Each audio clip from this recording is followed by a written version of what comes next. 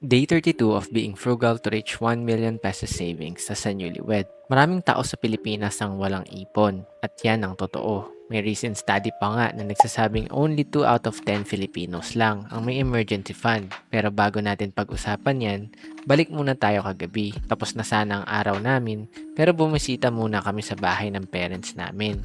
Pagdating namin, may naglalaro pala ng pickleball sa sala at dahil wala akong raketa, tabo muna yung gamit ko. Mukha naman akong professional. Professional gumamit ng tabo. Pero ito yung seryosong realization namin kinaumagahan. Sabi ni wife, mamamalengke lang daw siya para bumili ng mga kulang naming gulay. Usually kasi weekend kami bumibili para magkasama kami.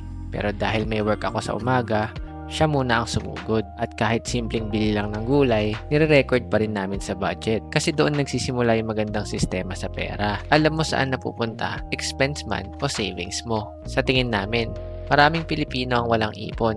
Hindi dahil tamad o hindi dahil walang pangarap, kundi dahil walang sistema. Ibig sabihin nun, walang tracking, walang budget, o kung may budget man, hindi naman talaga sinusunod. At walang simpleng plano bago gumastos. Kaya kahit simpleng bagay, sana gawin nating intentional. Katulad ngayon, mainit, kapag nag-work na si wife at nag-aircon man, doon na rin ako tumatambay habang nagpapahinga para makamenos gastos sa kuryente. Maliit man pakinggan pero malaking bagay kapag consistent. At yun yung lesson namin today. Hindi mo kailangan maging mayaman agad para magsimula. Minsan kailangan mo lang ng maayos na sistema, consistency at disiplina. Kung ikaw naman ay hirap ngayon mag-ipon, huwag kang susuko. At syempre, mag-ask ng wisdom galing sa ating Panginoon. Kaya samahan nyo kami sa journey na to. Day 32 pa lang, tuloy-tuloy na to. Buksan ko na. Prank natin. Kunwari, di ko mabuksan.